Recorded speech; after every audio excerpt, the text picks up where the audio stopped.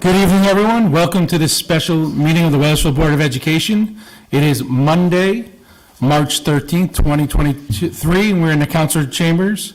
Mr. Emmett, it is your mic to give the proposed budget. Thank you.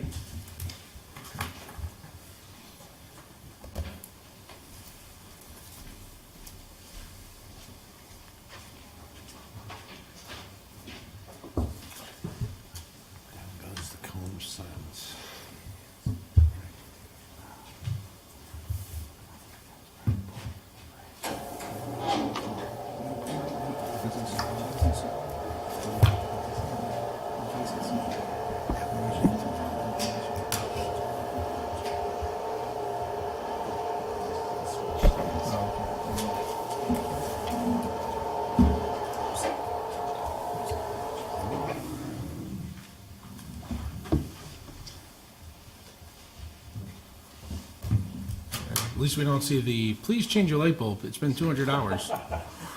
Ever so. It's only taken like 2 years, 3 years. It was like 8, I think. Oh, was it? Oh, it was a long time. They held on to that light bulb for a long time.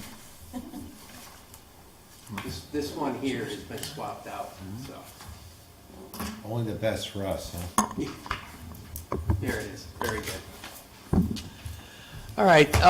Good evening, everyone. I'd like to first start off by saying thank you very much for your flexibility in coming together this evening, obviously with the uncertainty of the weather. Tomorrow, we wanted to make sure that we were able to present this budget, have you deliberate it and approve it so that we, by charter, can transmit it over to the town by the March 15th deadline. So very pleased to be with you here this evening as we present the superintendent's proposed budget for fiscal year 23-24. As you know, just for the edification of the public, we as a board have already had multiple budget workshops. We met on the 25th of February, Saturday. We met on March 1st. We met again on March 8th and went through the budget line by line. We focused on understanding department needs and also had the opportunity to hear from all of our Wethersfield principals to talk about their needs as well. So very pleased to present the proposed 23-24 budget. You'll see throughout the scope of this presentation the photos that tell a story. These are not canned photos. These are not memes from the internet. These are our students. This is our district. And these numbers focus on providing what is necessary for our students and for our staff for the Wethersfield Public Schools.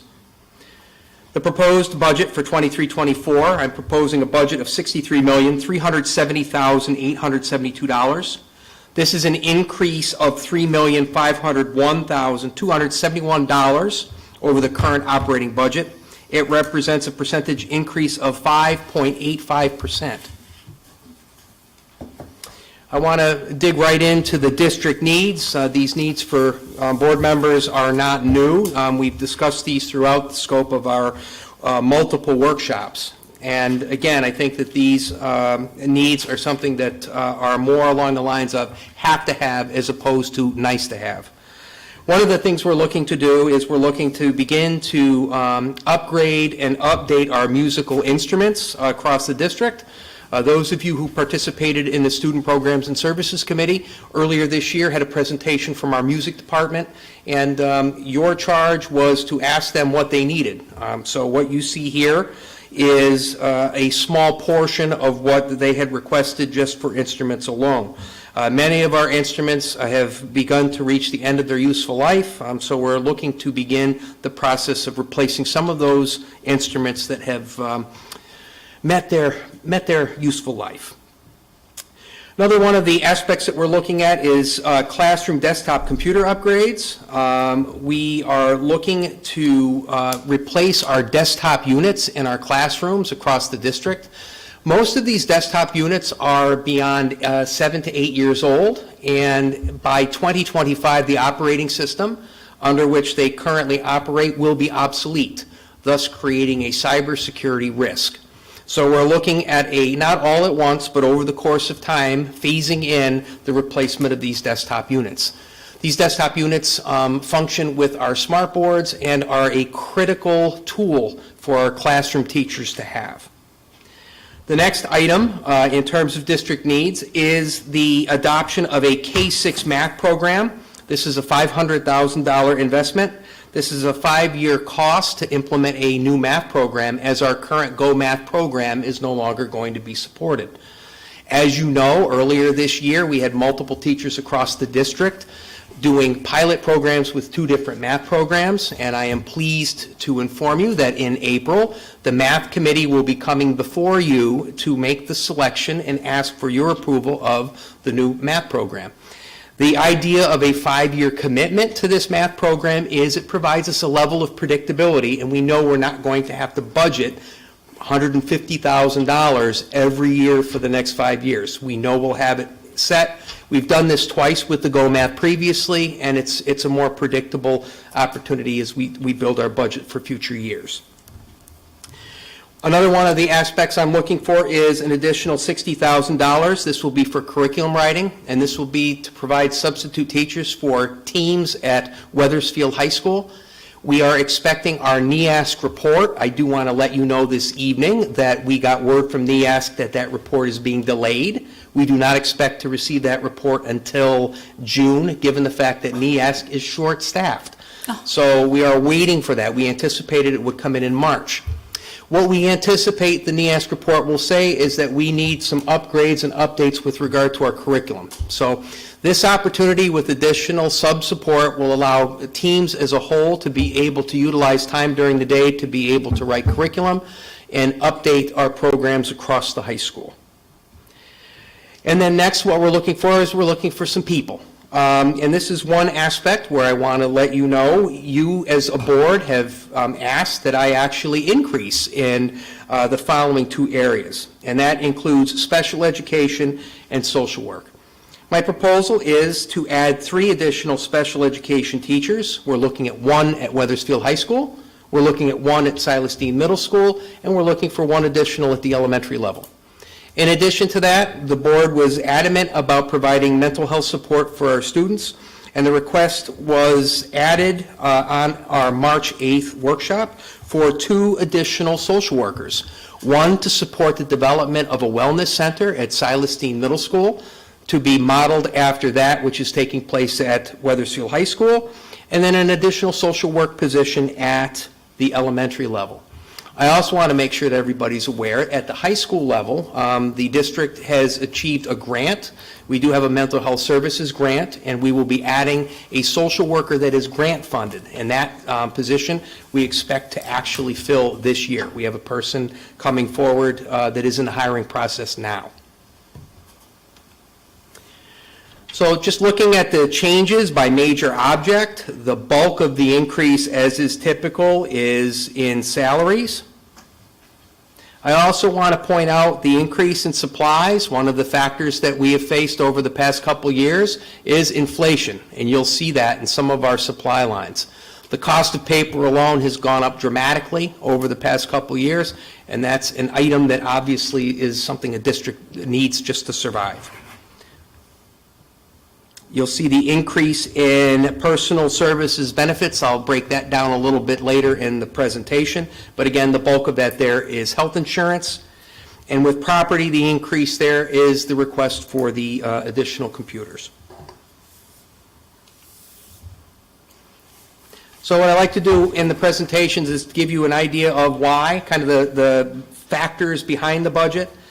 So you can see here our salaries are increasing 4.38%. This increase is just about half of the total increase in the operating budget for next year. Teacher salaries are increasing 2.68%, and that's based on contractual obligations and current staffing levels. It also includes the 5 new FTEs for special services. That includes our 3 resource teachers, special ed, and 2 social workers. One of the things we've done also is we've increased our substitute teacher line. One of the things that Mr. Kazaka talked about during workshops is we had historically under-budgeted that line. And again, it was the purview of the board to increase that line to make it more realistic. So you see that increase of 306% there. That's the increase for additional sub-units. Also, please be aware of the fact that also takes into account the additional sub-units for the curriculum writing at the high school. Benefits are scheduled to increase 4.8%. This, again, represents 14.77% of the total operating budget. Right now, at this point in time, we are assuming a 12% premium increase in collaboration with the town. Also wanted to let you know that right now, we're projecting a defined benefit increase of 3.18% and workers' comp 6.3%. Again, those numbers are subject to change once we get accurate figures from the town. I do want to make sure that the public is aware of some of the historical budgeting that we've had. In the 2020-2021 budget year, the district returned to the town $625,000 in an effort to offset the increase in health insurance. And at the conclusion of the 21-22 school year, the district returned $805,000 to the town to offset health insurance increases. And these savings were realized in consecutive years due to pandemic closure, a reduction in the cost of transportation, as well as tuition costs and general spending. Again, with contracted services, instructional program improvement, we're increasing this due to the greater need of interpreter services. As I speak to you this evening, we're just around 400 students that are eligible for English language learner services.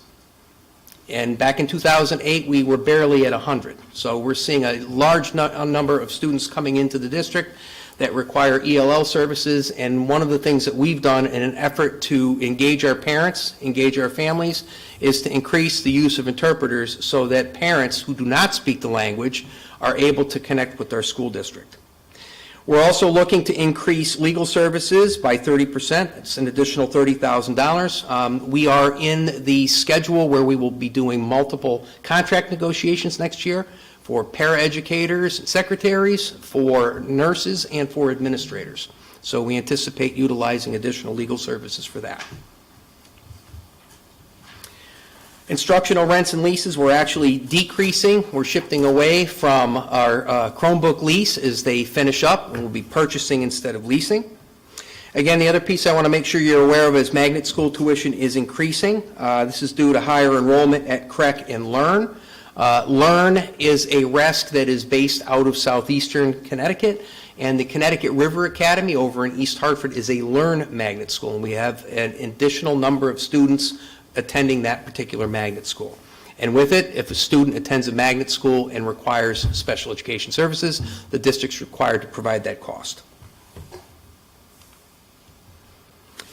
I mentioned earlier in the presentation supplies. Our supplies are increasing by 25.7%. Again, with the inflation rate, we've seen a large increase in the cost of supplies.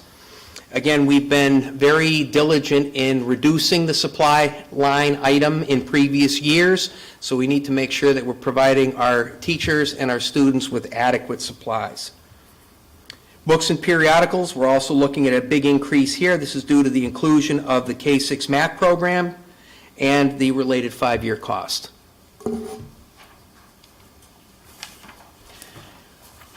Again, with technology equipment, we're increasing that. Again, this is my budget request related to the addition of the desktop units. Again, we are going to phase these. We're not doing them all at once, but phasing them over the course of the next several years. And we're also looking at increasing dues and fees to accurately reflect the cost of various professional memberships and to align with prior year expenditures. I do want to talk a little bit about justification of why we're looking for these additional staff members. Obviously, staffing is the biggest cost that you have within the scope of your budget. This document was a document that was shared by the Special Services Department at our workshop on March 8th. And this speaks to the caseloads and the number of students within our special ed programs across the district. And as you can see at the high school specifically, we have the average resource teacher is carrying a caseload of between 25 and 28 students. And we feel that we need an additional teacher there so we can reduce those caseload numbers and provide adequate services for our students with special needs. At Silas, Deane, the numbers are similar, 26 and 23 students in a resource classroom, and we believe that an additional special education teacher there will reduce those caseload numbers and provide a little more equity. And then finally, at the elementary level, you can see some of the classrooms with students loads between 16, 17, and at Emerson Williams, for example, 22 and 15. With that special education teacher at the elementary level, we're looking at being able to split that, and we base that on enrollment and needs by school. And then last, I want to make sure that I speak to the web resource. One of the things that we've done at web resource as well as LEAP, we've seen a large number of students in our LEAP program. This year, utilizing our ESSER special ed grant funds, we have added a teacher in the LEAP program. Our LEAP program is up to 42 students, pre-K through 6, and we are extraordinarily proud of that. That's 42 students that would not be outplaced at a tremendous cost for tuition and transportation. More so, that's 42 Wethersfield students that remain in district and have time with their non-disabled peers and stay within the community. I also want to note, too, that our pre-K numbers are stable across the board. We continue to have pre-K students register. I just actually signed a registration document for a preschooler today. So those numbers continue to grow as students leave birth to 3 and make the transition to preschool services. And I'd be remiss if I didn't talk about our WTA. Currently, our WTA is at 8 students. Not unusual. We've had multiple students this year that have aged out or have graduated. So we expect that number to be stable and actually rise over the course of the next couple years. I also want to talk a little bit about the mental health impacts in counseling. You've heard a lot about it with regard to the pandemic and coming out of the pandemic. So what Mr. Kazar was able to do is to provide kind of a background on the total number of counseling hours by school. And you can see the number of hours is tremendous. And those are the number of hours of IEP services. Our social workers deal with students on a case-by-case basis, even if they are not a student that receives such services under an IEP. So if I had a student who lost a parent, if I had a student that was dealing with divorce of 2 parents, if we had any type of a familial issue, if we had parents reach out needing some support, our social workers do that. Our psychologists do that. And we think it's critically important to make sure that we have these resources in our schools to provide our families and our students support. And you look at Wethersfield High School, 78 students accounting for 2,260 hours. That's huge. That's huge. And we feel that it's something very important that we're providing for our students. Hence, that's why. And again, I appreciate your support in adding these positions, and I appreciate the fact that you heard our principals and our staff with that. Mentioned the inflation piece. Again, this graph puts it into perspective. So you can see over the past couple years, actually from 2021 up to 23-24, you can see the rapid increase in inflation. And our budget increase doesn't meet that rapid rise in inflation. The other piece I want to make sure that I make you aware of also is the DIRG-D historical per pupil spending. It's one thing we talked about during the workshops. DIRG-D, it's a district reference group. We are one of 24 districts within DIRG-D, and these districts are aligned with enrollment, similar socioeconomic background, and you find back in 2010, Wethersfield Public Schools ranked 10 out of 24 in per pupil expenditures, and now in 2022, we are 19th out of 24.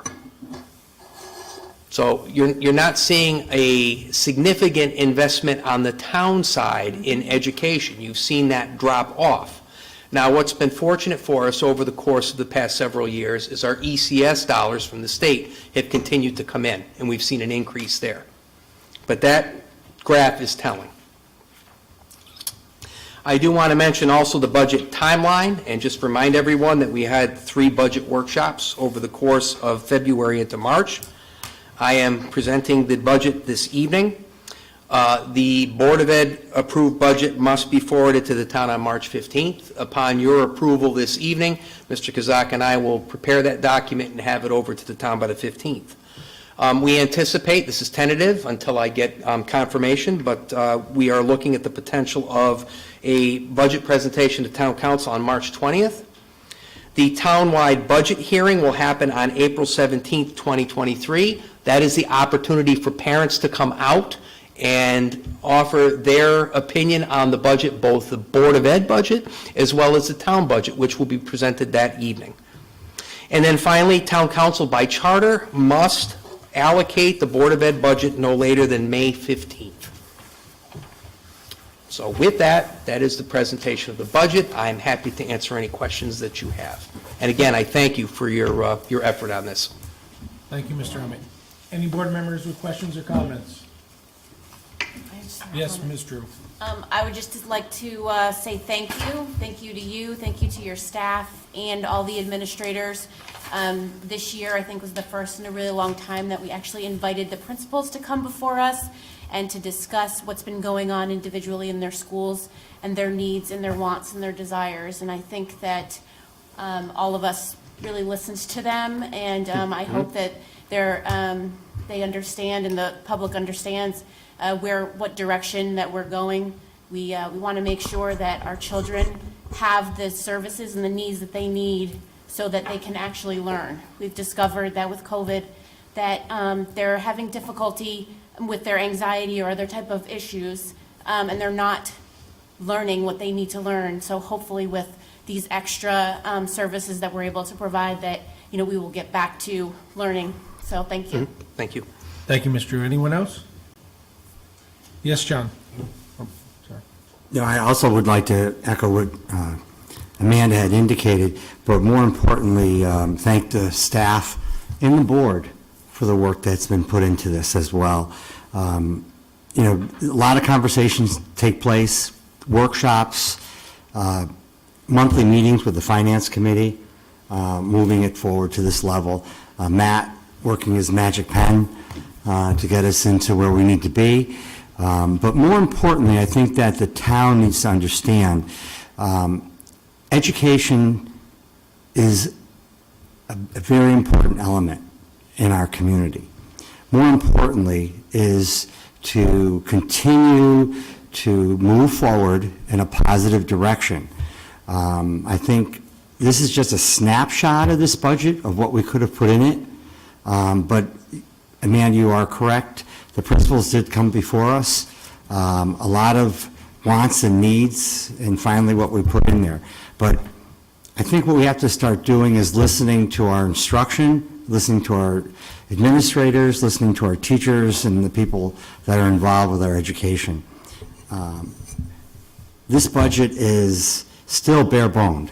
It is not filled with a lot of extras, but I hope that it does get us into the following year in a very positive light, and holds, I just want the faculty and the administration and the staff to understand that we get it, we hear you, and we want you to stay in our district. So, I just hope that they appreciate what we've done. Thank you. Thank you, John. Chris, Mr. Healy, sorry. It's okay. We're all friends here. Thank you, Mr. Chairman. Just a couple of quick points aside from all the input that obviously came from parents, teachers, staff, members. I apologize for missing the first two budget meetings because I was sick and I didn't want to get everyone else sick, but on the third one I was there, and I just want to say I wholeheartedly endorse some of the highlights here, including the music department, which Dr. Lefebvre and I were both interested in getting that moving in the positive direction, and obviously the investment in the mental health components. 5.8% is a lot of money. We're obviously the biggest expenditure in this town, as most towns are. But I think an important thing for people to think about, parents in particular, is that the damage that's been caused by COVID I don't think anyone, I don't know if we could ever measure it properly. I don't think a lot of people are measuring it like we should, and that's not a cut on our district. I think it's a statewide issue that needs to be addressed by state lawmakers. That we lost 2 years of learning, no matter how you cut it, no matter how people talk about the efforts that were made that were incredibly hard and heartfelt by our teachers, but still, we lost 2 years of learning. I think that's, and 2 years of emotional development and all the things that are going, and we're seeing it every day, and I think we're doing the best we can, but I just want the public to know that this is not going to end with one budget. It's going to take us a while to get out of this, and it's not going to be a 2-year effort. It's going to, I think, from my own layperson, from what I've been talking to people, a long-term effort. Not exclusive to Wethersfield. It's a statewide issue. It's a national issue. And these expenditures that we added were geared towards putting a Band-Aid on what's going to be a very challenging time. And I really just hope parents, and I know they're busy and they're doing the best they can, and many are more involved than others, but I think it's real time for them to engage as best they can to find out what's really, what their kids are going to need. And if this helps in some way, I think it will. We'd love to do more, but we're also realize we're in an uncertain economic time, not going completely bad, but not going completely great, so we have to be mindful of that. But as from my perspective, I think this is a very fair budget request, given the times we live in, and I appreciate all the work that everyone in this committee did, certainly more than I did, putting it together. Thank you. Thank you. Anyone else? Yes, Jim. I just wanted to say thank you to everyone who worked on the budget, and I did want to say that the increased special education was much needed, and the Wellness Center at the high school has been very successful, so I think the push down of that is great. So thank you. Thank you. I do have. Yes, Ms. Granado. Everybody has been saying it, to thank the administration and everybody else who put input into this budget, because it's a long process. It's very tedious at times. And now the big part to be played is by the parents to come out at the budget presentation to the town council on March 20th, right here in the chambers, and speak on behalf of your children and this budget. I love the saying, if you think education is expensive, you should try ignorance, because this budget is fair. I know people and taxpayers in town always want to keep that mill rate low, but it's so valuable for our students to have a great education. So thank you, everyone, and come on out on March 20th. Thank you. Anyone else? Yes, Mr. Roberts. Just to reiterate the importance of the community supporting the budget and understanding that we could have asked for more, and we still wouldn't be hitting the bells and whistles level. We're far, far away from that. And this really is going to be a multi-year project of trying to get back what we've lost for the students. And this is for our community's children. You can't ask for too much for them, but we have really definitely limited what we could and would love to ask for. So we really need people to come out and support it. Thank you. Thank you. Anyone else? Seeing none, Ms. Drew, do you have a motion? I do. I move that the Wethersfield Board of Education approve the operating budget for the 2023-2024 school year as presented by the administration in the amount of $63 million, just kidding, $63,370,872. Do we have a second? Second. Thank you. Any questions, discussions? Seeing none, all in favor say aye. Aye. Opposed? Abstention? Motion carries. Thank you, everyone. Do we have a motion to adjourn? So move. Do we have a second? Second. All in favor? Aye. Opposed? Abstention? Motion carries. Thank you, everyone. Thank you.